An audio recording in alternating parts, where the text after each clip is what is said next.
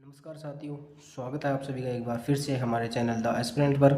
मैं महेंद्र कुमार आज नए टॉपिक के साथ आपके सामने प्रस्तुत हुआ हूँ। जो हमारा नया टॉपिक है वो है मूल अधिकार।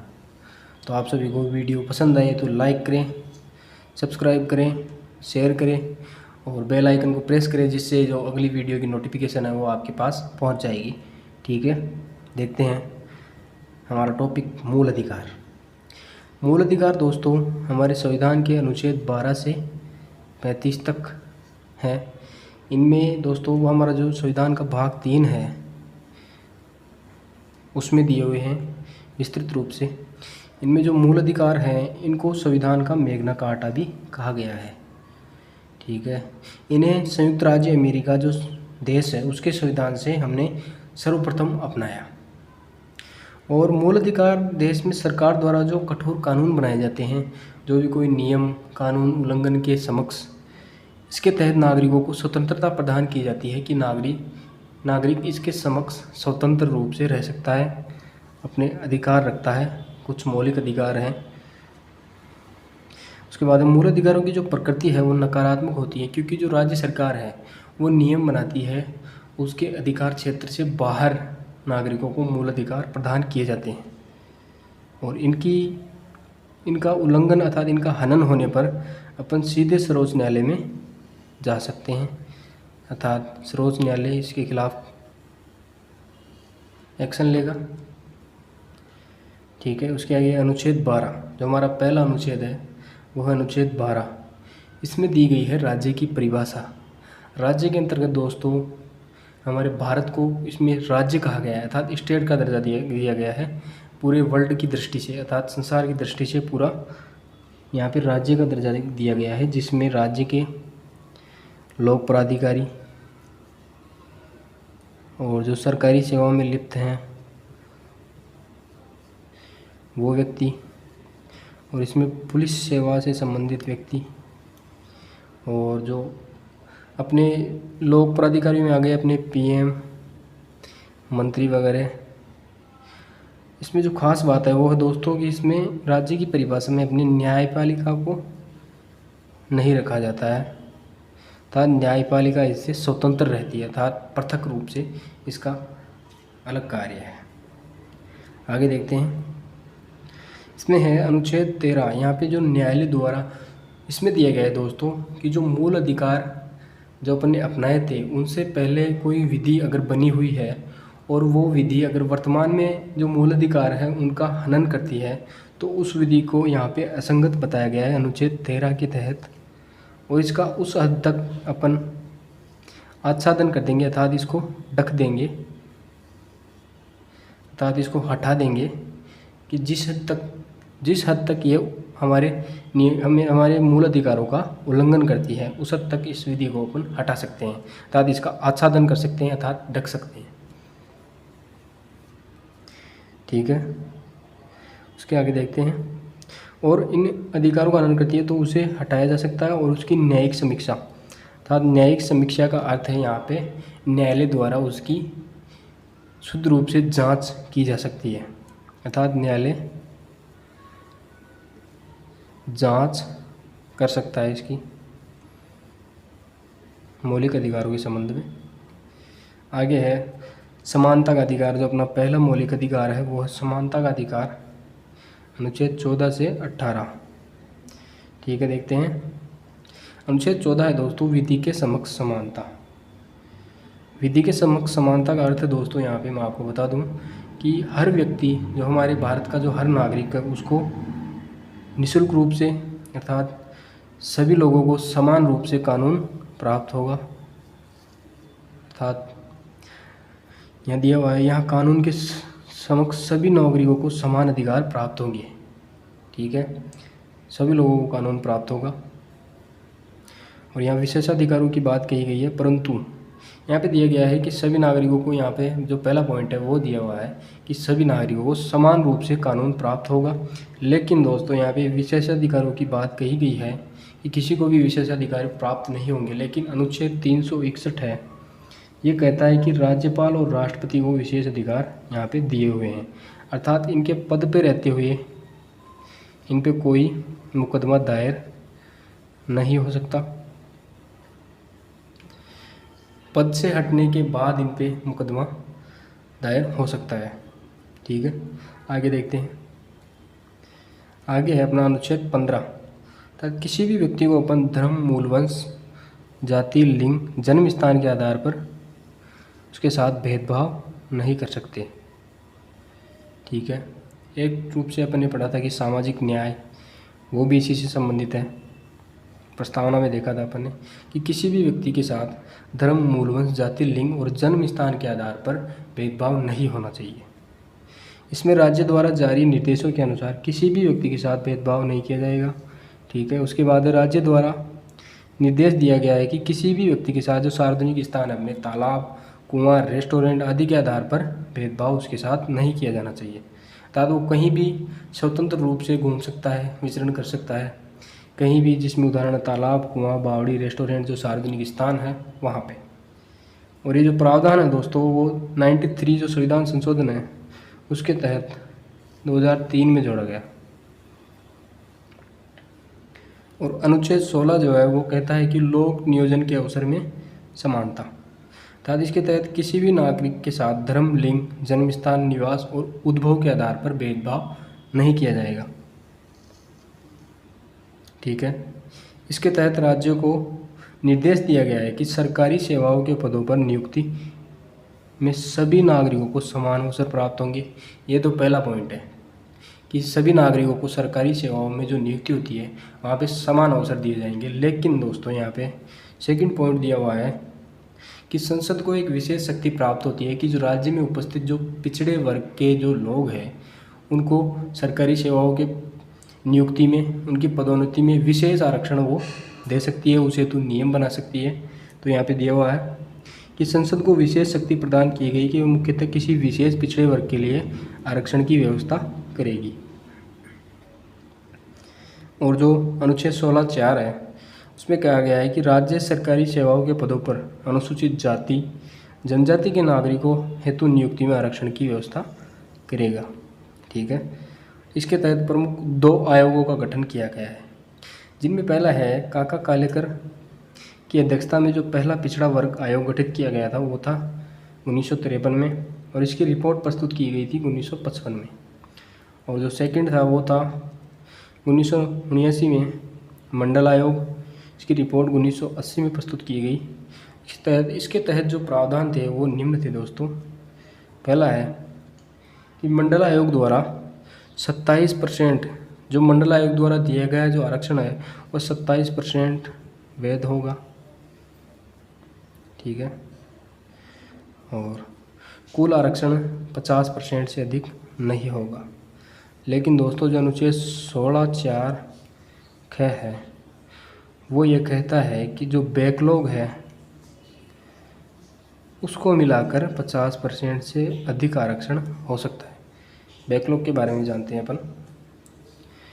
बैकलॉग होता है दोस्तों यहाँ पे कि सरकार द्वारा जो भर्तियों की घोषणा की जाती है उनमें जो पद रखे जाते हैं उनमें कुछ प्रमुख आरक्षित पद रहते हैं। पिछड़े वर्ग के जो लोग होते हैं उनके लिए आरक्षित पद होते हैं, उनमें उनकी नियुक्ति की जाती है।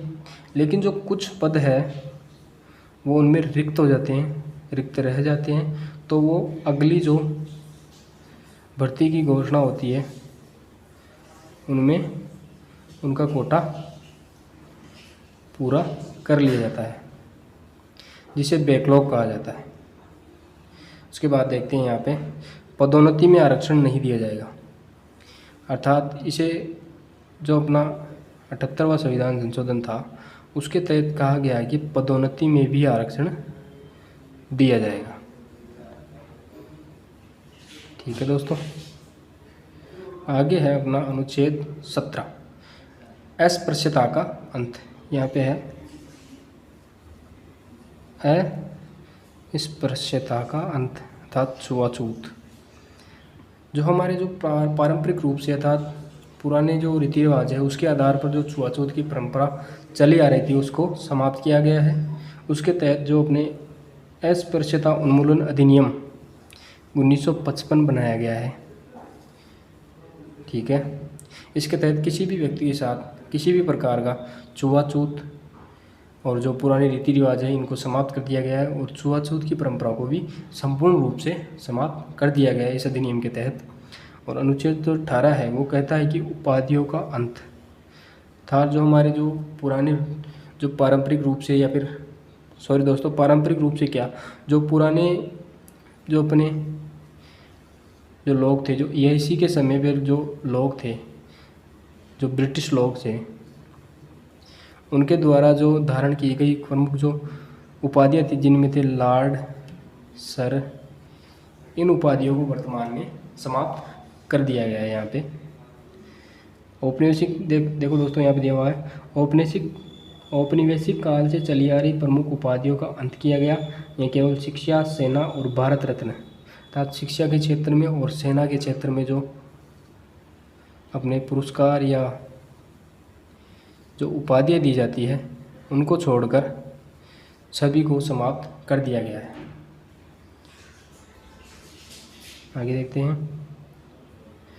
आगे है दोस्तों स्वतंत्रता का अधिकार अनुच्छेद 19 से 22।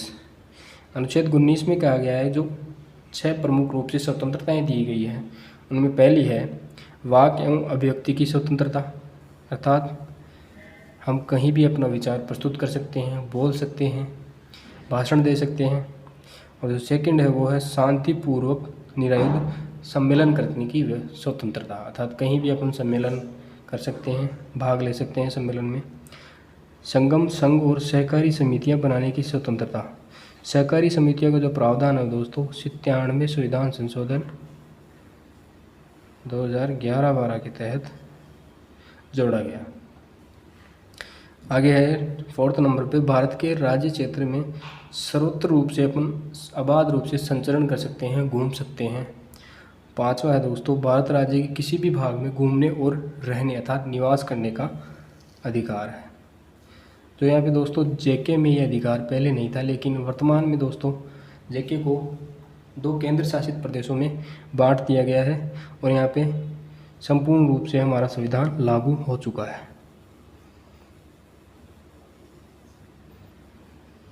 आगे है व्यापार व कारोबार करने का अधिकार अर्थात व्यापार और कारोबार कर सकते हैं अपन। यहाँ पे जो 44वां संविधान संशोधन है 1978 के तहत 361 का जोड़ा गया जिसके तहत कहा गया कि संसद और विधानमंडल की जो कार्यवाही है इनको अपन समाचार पत्रों में प्रकाशित कर सकते हैं, इसकी अनुमति प्रदान की गई। ठीक है दोस्तों। और आपको बता दूं दोस्तों यहाँ पे पहले एक स्वतंत्रता और दी गई थी कि संपत्ति रखने का अधिकार था एक, जिसको हमारे 44वें संविधान संशोधन 78 के तहत कानूनी अधिकार बना के अनुच्छेद 300 क में जोड़ा गया है। ठीक है, आगे देखते हैं अनुच्छेद 20 अपराध के लिए दोष सिद्धि से संरक्षण। अपराध अर्थात अपराध जानने का अधिकार, उसने क्या अपराध किया है, किस आधार पर आप मुझे गिरफ्तार कर रहे हैं। ठीक है, यहाँ पे देखते हैं किसी भी व्यक्ति को बिना अपराध के सज़ा नहीं दी जाएगी, यह है इसका पहला पॉइंट। उसके बाद है अपराध के समय जो प्रचलित विधि है उसके तहत ही उसे सज़ा दी जाएगी। ठीक है, जो तीसरा पॉइंट है यहाँ पे है दोहरे दंड से निषेध होगा अर्थात किसी भी व्यक्ति को एक सज़ा के लिए एक बार ही एक अपराध के लिए ओनली एक बार ही सज़ा दी जाएगी अर्थात एक अपराध के लिए 2 बार सज़ा नहीं दी जाएगी।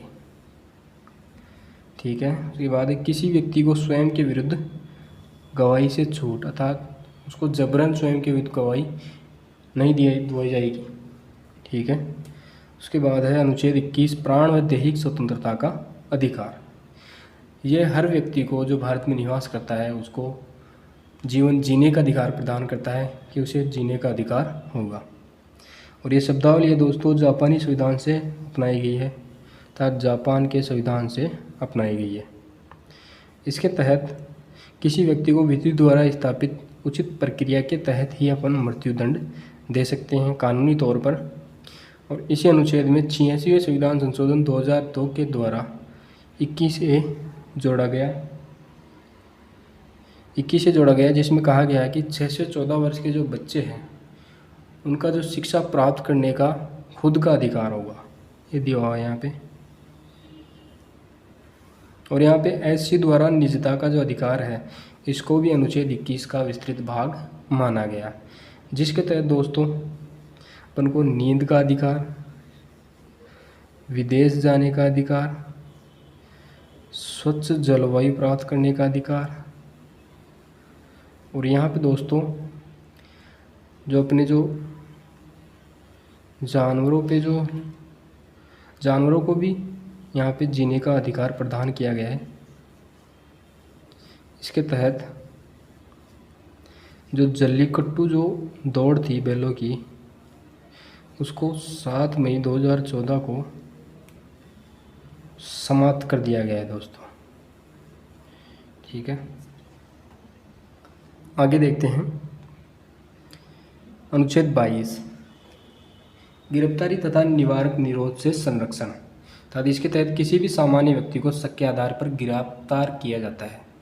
तथा शक के आधार पर गिरफ्तार किया गया है तो उसके जो प्रमुख अधिकार है वो है, उनमें पहला है गिरफ्तारी का कारण जानना, कि गिरफ्तार क्यों किया गया है, किस अपराध में किया गया है।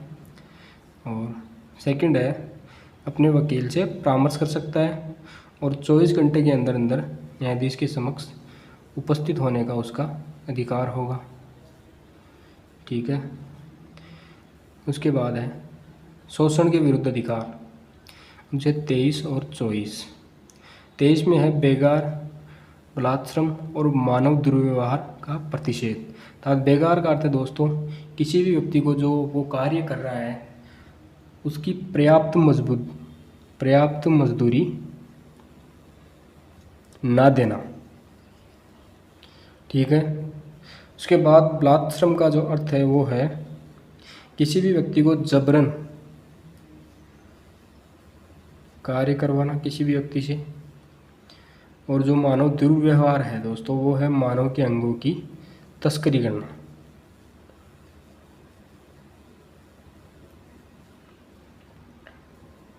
इसके तहत बंधुआ मजदूरी अधिनियम 1976 और अनैतिक व्यापार अधिनियम 1956 बनाया गया। और इसके तहत दोस्तों इसको कानूनी रूप से गलत माना है, भाई किसी से भी जबरन कार्य नहीं करवा सकते।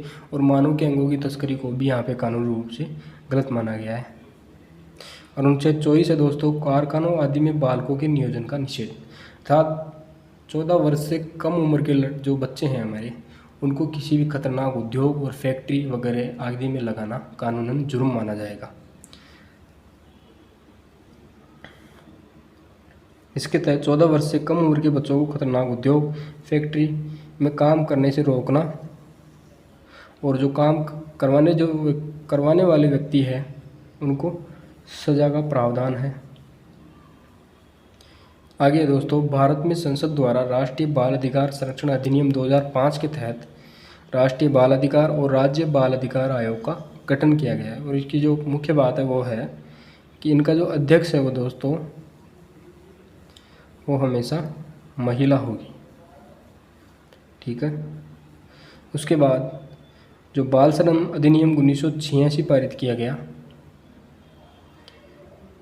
ठीक है, उसके बाद है अनुच्छेद 25। अनुच्छेद 25 है यहाँ पे धार्मिक स्वतंत्रता का अधिकार 25 से 28 तक। इसमें देखते हैं अपन अनुच्छेद 25 अर्थात धर्म को अंतःकरण, अर्थात किसी भी भगवान की पूजा कर सकते हैं, उपासना कर सकते हैं, धर्म को अबाध रूप से मान सकते हैं, प्रचार प्रसार कर सकते हैं, प्रचार प्रसार। और उसके बाद है अनुच्छेद 26 यहाँ धार्मिक गतिविधियों के प्रबंधन का अधिकार। धार्मिक गतिविधियों के प्रबंधन का अधिकार से यहाँ पे अर्थ दोस्तों कि जो धार्मिक अर्थात जो धर्म है, कोई जो विशेष धर्म है उसके लिए संस्था बनाना, और कोई भी बैठक धर्म से संबंधित, इन सब का जो कार्य है दोस्तों वो उस धर्म से संबंधित लोगों द्वारा ही किया जाएगा। अन्य धर्म का व्यक्ति इसमें भाग नहीं ले सकता है। ठीक है, आगे अनुच्छेद 27, किसी विशिष्ट धर्म के अभ्यर्थी हेतु अपन नागरिकों को कर देने हेतु बाध्य नहीं कर सकते, कि आप यहाँ पे कर देने बाध्य हैं। अर्थात नागरिक यहाँ पे स्वतंत्र रहेगा, अर्थात वो कर दे भी सकता है और नहीं भी दे सकता है।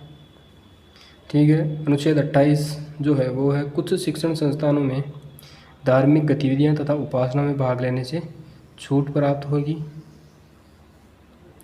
और यहाँ सरकार द्वारा सहायता प्राप्त जो संस्थान है उसमें विशेष धर्म से संबंधित शिक्षा नहीं दी जाएगी।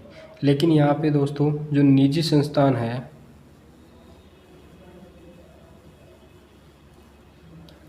वहाँ पे जो विशेष धर्म से संबंधित शिक्षा दी जा सकती है,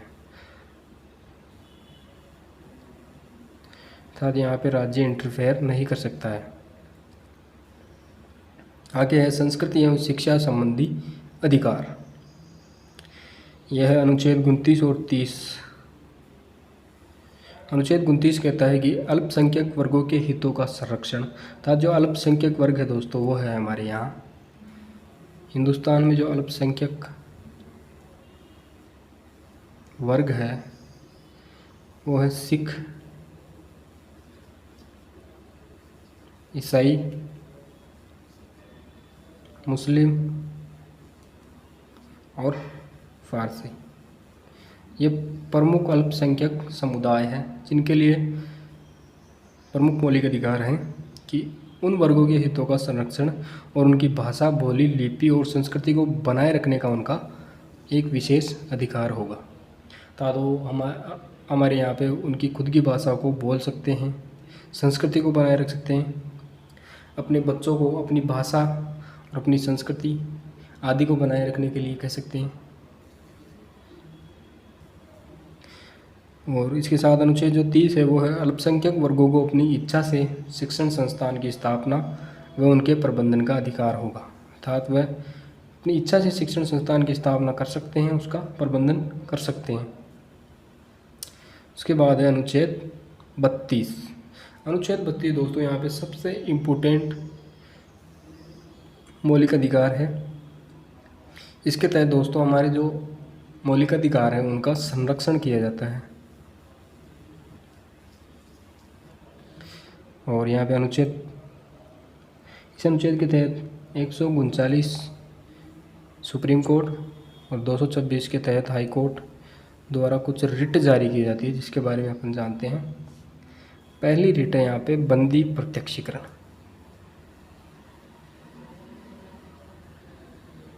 बंदी प्रत्यक्षीकरण, इसमें दोस्तों जिस किसी भी व्यक्ति को अपने गिरफ्तार किया है उसका ये अधिकार होगा कि उसको 24 घंटे के अंदर अंदर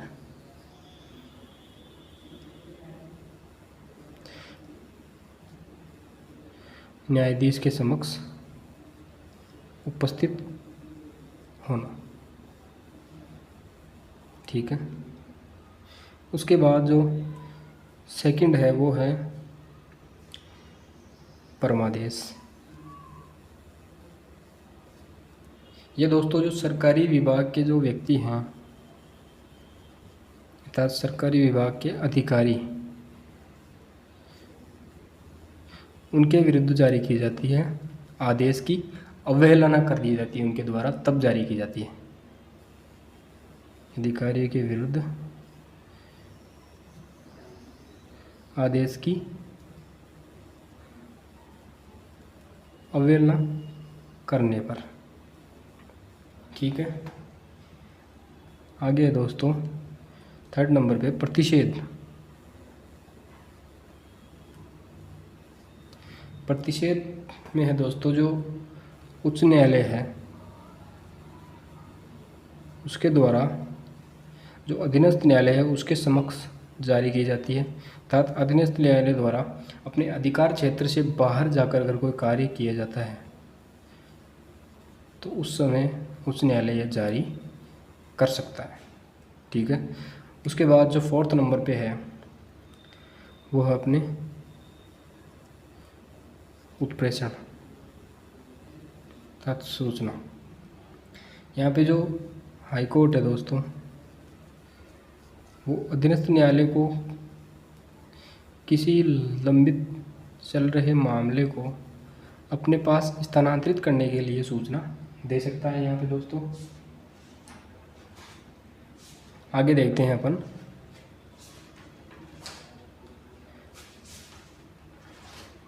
आगे अपने अधिकार रक्षा।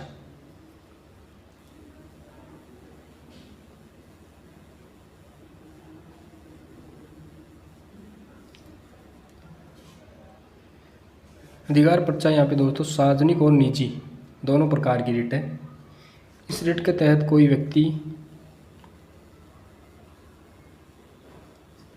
सरकारी कार्यालयों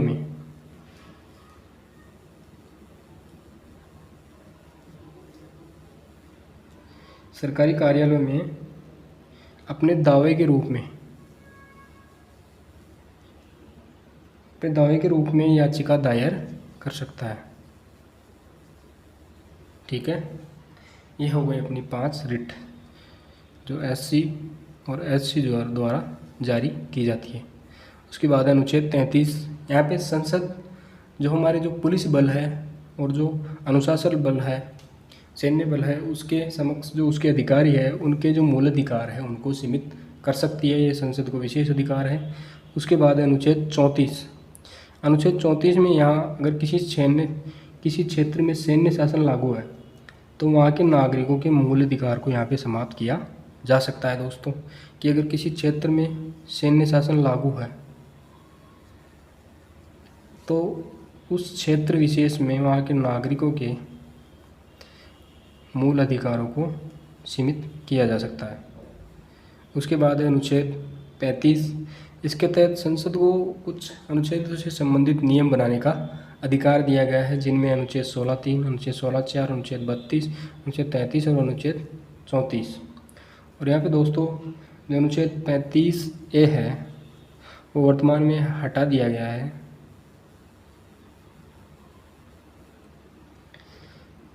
इसके तहत दोस्तों जो जम्मू कश्मीर के जो शरणार्थी हैं